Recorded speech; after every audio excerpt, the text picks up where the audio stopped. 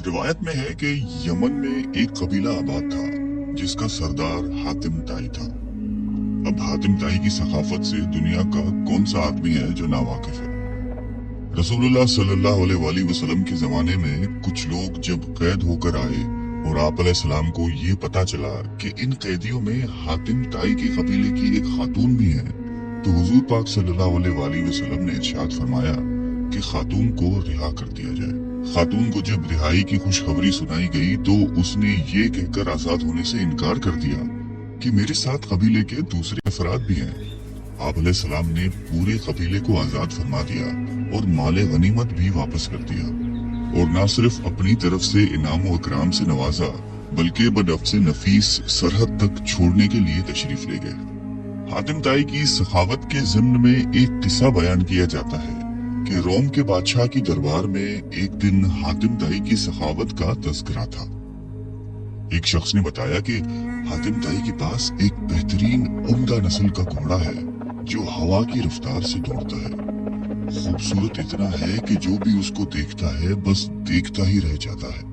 हातिम ताई वो उसके घोड़े की तारीफ सुनकर बादशाह बोला कि जब तक किसी आदमी को आजमाया न जाए उस वक्त तक उसके बारे में कोई राय कायम करना अक्ल और शऊर के खिलाफ है। बादशाह ने वजीर से कहा कि तुम खुद जाओ और हातिम ताई की सखावत के बारे में हमें मालूमात फराहम करो और किसी ऐसी चीज का मुतालबा उससे करो जो उसकी नजर में सबसे ज्यादा कीमती हो। दरबार में एक दरबारी ने कहा कि हातिम ताई के लिए सबसे ज्यादा अजीज और सबसे ज्यादा कीमती सबा रफ्तार एक घोड़ा है। बादशाह को दरबारी की ये बात पसंद आई और उसने वजीर से कहा कि तुम खुद हातिम ताई के पास जाओ और उससे वो घोड़ा मांग लो। अगर वो घोड़े का इसार कर देता है तो हातिम ताई यकीनन सही है। रोम से चला हुआ ये वफद मंजिले तय करता हुआ रात के वक्त हातिम ताई के घर पहुंचा। जिस वक्त ये वफद वहां पहुंचा मौसलाधार बारिश हो रही थी। खूब अंधेरे में बादलों की गरज माहौल को खौफनाक बनाए हुए थी। ऐसे खराब मौसम में किसी मेहमान की मेहमान नवाजी करना तो दरकिनार घर से निकलना भी मुमकिन नहीं था, लेकिन हातिम ताई ने मेजबानी का हक अदा किया और मेहमानों के तवाज़ु और आराम व आसाइश का पूरा इंतजाम किया। दस्तरखान पर लजीज भुना हुआ गोश्त खाकर मेहमान खुश हुए और उन्होंने अपने अंदर सफर की थकान की जगह तवानाई महसूस की और गहरी नींद सो गए। सुबह के वक्त जब बारिश थम चुकी थी तो हर चीज धुली हुई और साफ नजर आ रही थी। नाश्ते के दौरान वजीर ने मेहमान नवाजी और इजहार तशक्कुर के बाद अपने आने का मकसद बयान किया। कहा कि हमारे बादशाह को आपके घोड़े के बारे में बहुत कुछ बताया गया है। घोड़े की तारीफ सुनकर बादशाह चाहता है कि आप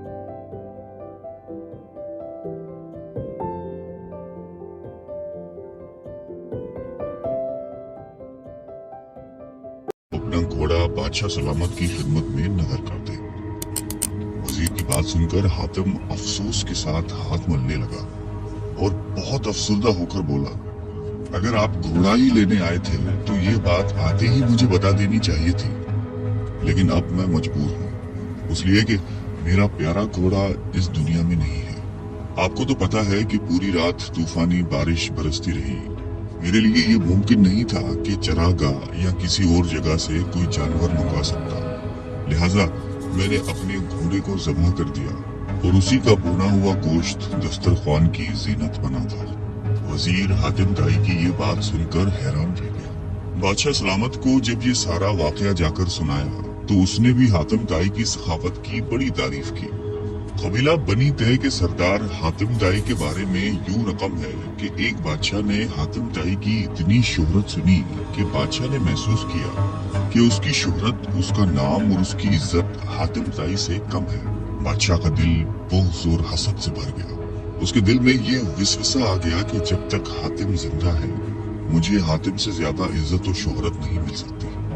शैतानी जहन को इस्तेमाल करते हुए उसने एक चालाक, फसाद पसंद और लालची शख्स को इस बात पर मामूर किया कि वो हातिम को कत्ल करके उसका सर उठाना है।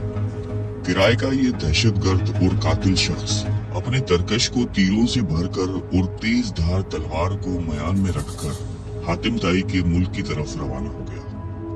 जब वो हातिम ताई के इलाके में पहुंचा तो उसकी मुलाकात एक खुश गुफ्तार, खुश मिजाज और बड़े ही पुरसुकून शख्स से हुई। ये शख्स किराए के कातिल को मुसाफिर समझकर अपने घर ले गया और ऐसे प्यार और खुलूस से उसकी तवाज़ो की कि किराए का कातिल उसका गर्विदा हो गया। दूसरे दिन जब मेहमान ने रुखसत होना चाहा तो खुश गुफ्तार और खुश इखलाक मेजबान ने इसरार किया कि मेहमान अभी चंद रोज और क़याम करे और मजीद खिदमत करने का मौका दे। किराए के कातिल के दिल में मेजबान की तकरीम और बढ़ गई। उसने कहा कि मुझे एक जरूरी काम दरपेश है, इसलिए मैं ज्यादा दिन नहीं ठहर सकता। मेजबान ने कहा कि आप वो काम मुझे बता दें, शायद मैं आपकी कुछ मदद कर सकूं। किराए के कातिल ने राजदारी से कहा कि बादशाह ने मुझे हातिम ताई को कत्ल करने का हुक्म दिया है, उसके सर पर बड़ा इनाम मुकर्रर कर दिया है।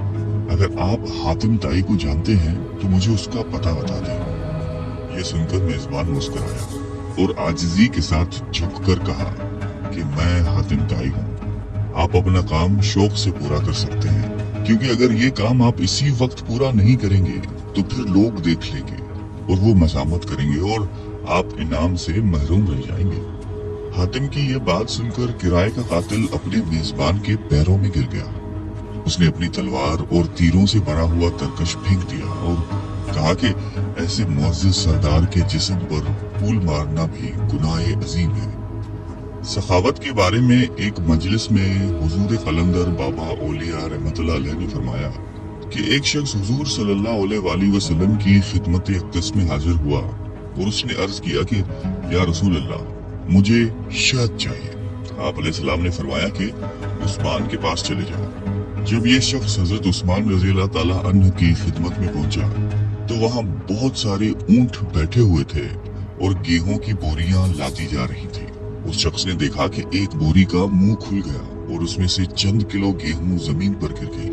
हजरत उस्मान रज़ी अल्लाह ताला अन्हु ने जब ये देखा तो उन्होंने अपने मुलाजिम से बास पुरस की और उसको डांटा डपटा कि ये गेहूं जमीन पर क्यों गिरा है।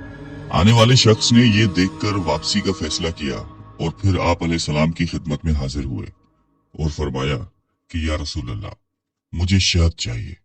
हुजूर अक़दस सल्लल्लाहु अलैहि वसल्लम ने फिर यही इरशाद फरमाया कि उस्मान के पास चले जाओ। सवाली शख्स ने सारी कारगुजारी बताई। आप अलैहिस्सलाम ने फिर भी फरमाया कि उस्मान के पास चले जाओ। ये शख्स दोबारा हजरत उस्मान गनी रज़ी अल्लाह ताला अन्हु की खिदमत में हाजिर हुआ और उनके मुलाजिम से शहद मांगी। मुलाजिम ने हजरत उस्मान रज़ी अल्लाह ताला अन्हु से कहा कि इस आदमी को शहद चाहिए। हजरत उस्मान गनी ने फरमाया कि इसे शहद दे दो। मुलाजिम ने बर्तन मांगा। आने वाले शख्स ने कहा कि मेरे पास तो बर्तन नहीं है।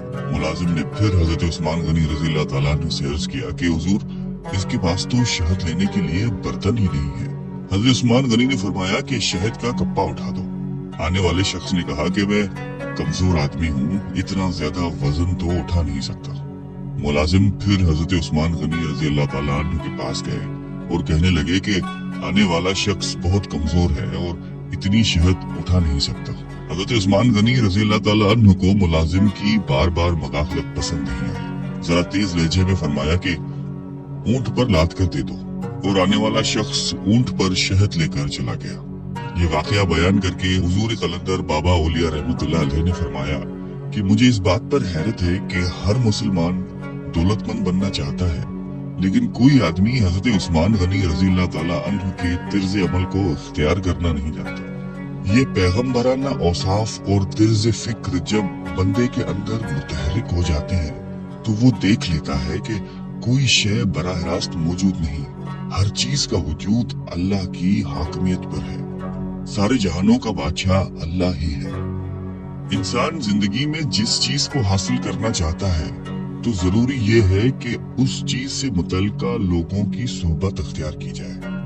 मगर हम शैतान की कुर्बत के कूगर हैं तो शैतान के औसाफ पसंद करते हैं, और अगर हम रहमान से करीब होना चाहते हैं तो रहमान की सिफात अख्तियार करनी होगी।